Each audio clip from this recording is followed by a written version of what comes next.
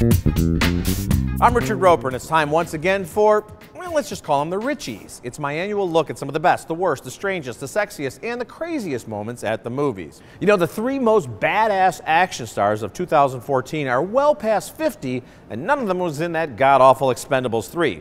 59-year-old Kevin Costner in 3 Days to Kill, 60-year-old Denzel Washington in The Equalizer, and 62-year-old Liam Neeson in Nonstop. They all killed in more ways than one. I want to see a movie where all three of these guys are at separate tables in a lonely diner, keeping to themselves and trying to forget the past when all of a sudden trouble walks through the door.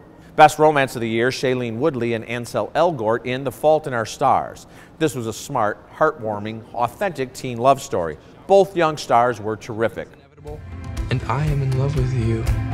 Every year brings a slew of titles straight out of an old Seinfeld episode. In 2014, we got Edge of Tomorrow, Let's Be Cops, The Other Woman, Need for Speed, I, Frankenstein, Bang Bang, and Code Black. It's only a matter of time before we get Prognosis Negative, Rochelle, Death Blow, and Sack Lunch. Happiest surprise of the year, Guardians of the Galaxy. I have to say I knew next to nothing about this Marvel Comics series, and the trailer and the advertising weren't all that promising. But this is why we actually see the movies, people.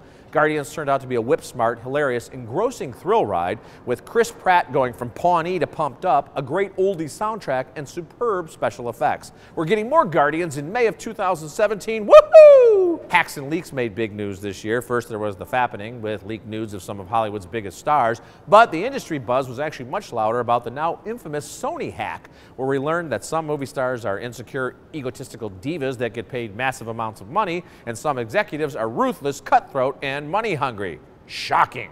There were some bittersweet moments at the movies this year, with actors that died too soon appearing on screen in some of their final roles. James Gandolfini gave one of his best performances in The Drop. Philip Seymour Hoffman shined in a small role in The Hunger Games Mockingjay Part 1, but the real reminders of his boundless talent were God's Pocket and A Most Wanted Man.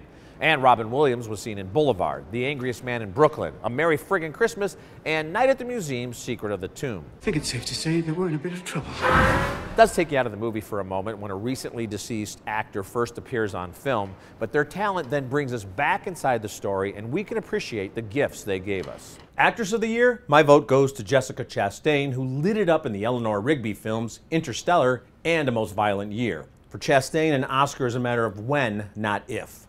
Actor of the Year, Tom Hardy. He gave a Marlon Brando-esque performance in The Drop, and in Locke, he was Oscar-worthy as a man who's driving and talking on the phone, just driving and talking on the phone for the entire movie. What happened? I'll fix it. It'll all go back to normal. This guy is as good as any actor on the planet.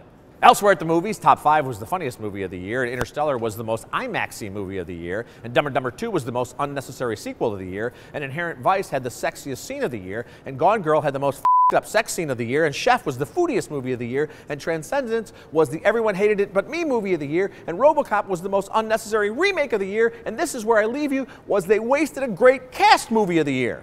And thanks to social media and the feedback I get on videos such as this, it's easier than ever for us to talk movies. And I love it! I love it, I tell you! However, I'd be okay if I went the rest of my life without hearing or reading these comments. I want your job. So Rich, I'm very curious as to how much the movie studios actually paid you to give this piece of shit 4 stars. Who are you? I wish I had your job. ¿Cuántas películas ve a la semana? How do I get paid to watch movies all day?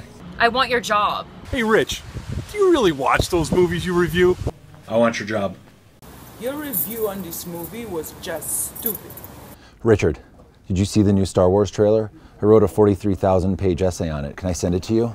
You know what? It really is the best job in the world, and I love your passion, even when you're telling me I should do the world a favor and stick my head in an oven because I didn't like the latest fanboy movie as much as you did.